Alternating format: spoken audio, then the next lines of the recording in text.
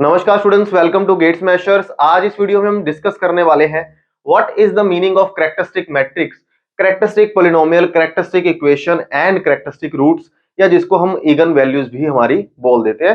तो इन सब चीजों के बारे में डिस्कस करते हैं कि क्या क्या इन वर्ड्स का मीनिंग होता है और एक एक एग्जांपल से समझते हैं बड़े अच्छे तरीके से। ये सारे पॉइंट्स वो पॉइंट्स हैं जो आगे जाके इगन वेक्टर्स और उसके बाद कैले-हैमिल्टन थ्योरम और ये सब चीजों से कनेक्ट होने वाले हैं। तो वन बाय वन समझते हैं और ताकि कनेक्टेड टॉपिक हम बड़े प्यार से क्लियर कर पाए। सबसे पहली बात, ये हमारे पास कहता है कि कैरेक्टरिस्टिक मैट्रिक्स के बारे में। चलो एक सिंपल सा लॉजिक डिस्कस करते हैं। For N E square matrix A, अगर कोई भी ए मैट्रिक्स है ऑफ एनी ऑर्डर बट वो स्क्वायर मैट्रिक्स होनी चाहिए। ध्यान रखना वो स्क्वायर मैट्रिक्स होनी चाहिए क्योंकि यहाँ पे डायगोनल का बड़ा इंपॉर्टेंट रोल निकल के आने वाला है। स्क्वायर मैट्रिक्स होनी चाहिए और लैम्डा भी एनी वैल्यू, लैम्डा भी एनी वैल्यू मैंने यहाँ पे लिखा है, लैम्डा भी एनी स्केलर। अब वो यहाँ पे स्पेशल मैं अगर हाईलाइट कर दूं कि वो मैं रियल क्वांटिटी के बारे में स्पेशली बात कर रहा हूं, यानी कि ए कोई भी अगर स्केलर मैट्रिक्स है और लैम्डा कोई भी एक स्केलर क्वांटिटी है, तो हम हमारी कैरेक्टरिस्टिक मैट्रिक्स किसको बोलेंगे? हम कैरेक्टरिस्टिक मैट्रिक्स बोलेंगे ए माइनस लैम्डा आई को।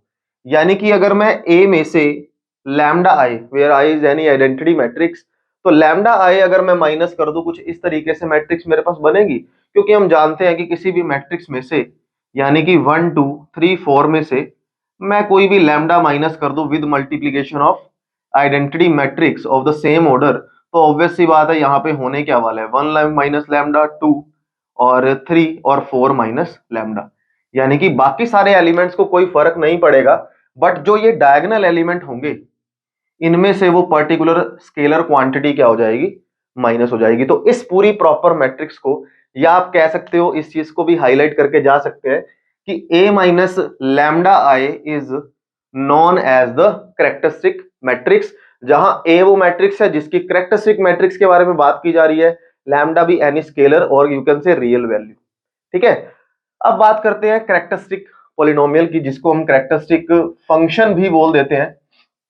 अब पॉलिनोमियल है तो आपने जो कैरेक्टरिस्टिक मैट्रिक्स के बारे में यहां पे बात की है उसका डिटर्मिनेंट निकाल दो। That particular determinant is known as the polynomial. क्योंकि ऑब्वियसली बात है, जब डिटर्मिनेंट को एक्सपेंड किया जाएगा एक पॉलिनोमियल निकल करके आएगी, वो पॉलिनोमियल को क्या बोला जाएगा? Characteristic polynomial. तो जस्ट मैट्रिक्स पे हमने क्या लगा दिया? डिटर्मिनेंट का सिंबल लगा दिया। यानी कि इस तरीके से हम हमारे कैरेक्टरिस्टिक फंक्शन या पॉलिनोमियल को डिनोट कर सकते हैं। ठीक है, एक एग्जांपल से समझाता हूं, बड़े अच्छे से क्लियर होगा। उसके बाद बात करते हैं कैरेक्टरिस्टिक इक्वेशन की।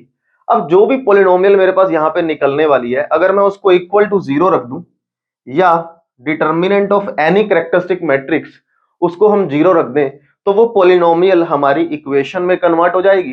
That particular equation is known as the characteristic equation. ये हमने क्या बोला? इसको कैरेक्टरिस्टिक इक्वेशन। उसके बाद अगला वर्ड निकल के आता है कैरेक्टरिस्टिक रूट्स। अब जो आपने इक्वेशन निकाली, कैरेक्टरिस्टिक इक्वेशन निकाली, इसको इक्वल टू 0 किया, लैम्डा की जो भी मेरे पास पॉलिनोमियल आ रही है जिसको इक्वल टू 0 करेंगे, लैम्डा की जो जो वैल्यूज मेरे पास निकल करके आएंगी उन सारी वैल्यूज को क्या बोला जाएगा? Characteristic roots. और कैरेक्टरिस्टिक रूट्स को हम लोग इगन वैल्यू भी बोल देते हैं और कैरेक्टरिस्टिक रूट्स को हम लोग लेटेंट वैल्यू भी बोल देते हैं। तो जिस मर्जी नेम से आप ध्यान रख सकते हो, यानी कि इगन वैल्यूज या फिर आप लेटेंट वैल्यूज बोल सकते हो। तो फॉर एनी कैरेक्टरिस्टिक इक्वेशन जो भी हमारी लैम्डा की वैल्यूज निकल रही हैं, या आप कह सकते हो रूट्स निकल रहे हैं, that particular roots are known as characteristic roots. अब what is the meaning of spectrum? ये 5 वर्ड्स हैं, इन 5 वर्ड्स का बड़ा यूज करने वाले हैं आगे आने वाली वीडियोस के अंदर। Set of all characteristic roots of a matrix is known as the spectrum. यानी कि जितने भी नंबर्स निकल करके आए, रूट्स निकल करके आए, उसका अगर मैं सेट बना दूं तो is known as the spectrum of matrix A. यानी कि अगर हमसे डिमांड कर रहा है कि स्पेक्ट्रम निकाल करके दिखाओ, तो आप क्या करोगे? उन सारे लैम्डा की वैल्यूज का एक सेट बना दोगे। अब एक एग्जांपल मैंने आपके सामने शो किया, तो अब एक एग्जांपल से समझते हैं। ए हमारे पास कोई मैट्रिक्स दे रखी है जिसके लिए हमें डिमांड कर रहा है कि ये सब निकाल करके दिखाओ। कैरेक्टरिस्टिक मैट्रिक्स निकाल दो, characteristic polynomial, then spectrum, then equation और रूट्स। इन सब की वैल्यूज अगर हमें निकालनी है, तो सबसे पहले अगर मैं कैरेक्टरिस्टिक मैट्रिक्स की बात करूं, तो ए माइनस में लैम्डा आई, यहां पे क्या निकलेगा? डायगोनल एलिमेंट्स में से अगर मैं लैम्डा को माइनस कर दूं, यानी कि बाकी सारे एलिमेंट्स को पड़ा रहने दूं, अब ये जो मैट्रिक्स मेरे पास निकल करके आई ये क्या बोली जाएगी, एक कैरेक्टरिस्टिक मैट्रिक्स बोली जाएगी। तो पहला आंसर तो हमारे सामने आ ही गया, यानी कि किसका आंसर हमने दे दिया, कैरेक्टरिस्टिक मैट्रिक्स का। आपको ये लग रहा होगा ना कि ये एक्चुअली में वर्ड काम क्या आने वाले हैं, कहां से कैरेक्टरिस्टिक मैट्रिक्स की वैल्यू निकली, कहां से कैरेक्टरिस्टिक पॉलिनोमियल। प्लस टू के अंदर एक टॉपिक हमने डिस्कस किया था कि something F X is equal to O या F X is equal to null matrix. तो वहां पे हमने कैले हेमिशन थ्योरम का यूज किया था। वहां हमें लेफ्ट राइट को इक्वल प्रूव करने के लिए बोलता था, बट यहां हम प्रूफ भी करने वाले हैं कि क्यों सब ये चीजें काम आ रही है, जो नेक्स्ट टू नेक्स्ट लेक्चर के अंदर मैं प्रूफ आपको बताऊंगा। तो सबसे पहले कैरेक्टरिस्टिक मैट्रिक्स निकाली हमने। कैरेक्टरिस्टिक इक्वेशन पॉलिनोमियल की बात करते हैं सबसे पहले। अब अगर मैं इस मैट्रिक्स का डिटर्मिनेंट शो कर दूं, यानी कि a माइनस में लैम्डा आए, तो एक तरह से 8 minus lambda -6 2 -6 7 minus lambda -4 2 -4 and 3 minus lambda. तो इस डिटर्मिनेंट को जैसे ही आप एक्सपेंड करोगे विद एनी रो और एनी कॉलम, तो जो भी हमारे पास पॉलिनोमियल निकल करके आएगी, that is known as the characteristic polynomial. इस पॉलिनोमियल को अभी मैंने सोल्व किया है, आंसर है लैम्डा क्यूब माइनस का 18 lambda square and -45 plus 45 lambda. जैसे ही आप इसको एक्सपेंड करोगे तो ये मेरे पास इसका आंसर निकल करके आ जाएगा। तो दूसरा टास्क भी हो गया। अब ये कहता है कैरेक्टरिस्टिक इक्वेशन, तो इसी को क्या कर दो, जीरो के इक्वल रख दो। यानी कि अगर मैं कैरेक्टरिस्टिक इक्वेशन की डिमांड कर रहा हूं, तो इसी को मैं क्या करूंगा, इक्वल टू जीरो कर दूंगा। अब ये क्या बन जाएगी, पॉलिनोमियल से इक्वेशन में आ गई। अब अगला मेरा टास्क है कैरेक्टरिस्टिक रूट्स या इगन वैल्यूज या इगन रूट्स या लेटेंट वैल्यू। तो इन सबको कैसे निकालेंगे, लैम्डा की वैल्यू निकाल लो। Lambda minus 18 lambda plus 45। हमने क्या किया, इसको सॉल्व करने के बाद माइनस का 15 माइनस का 3, यही आ रहा है ना -15, हाँ जी। तो यहां से मैंने क्या किया, लैम्डा की 3 वैल्यू निकाली, either lambda is 0, either lambda is 3 और आइदर लैम्डा इज 15।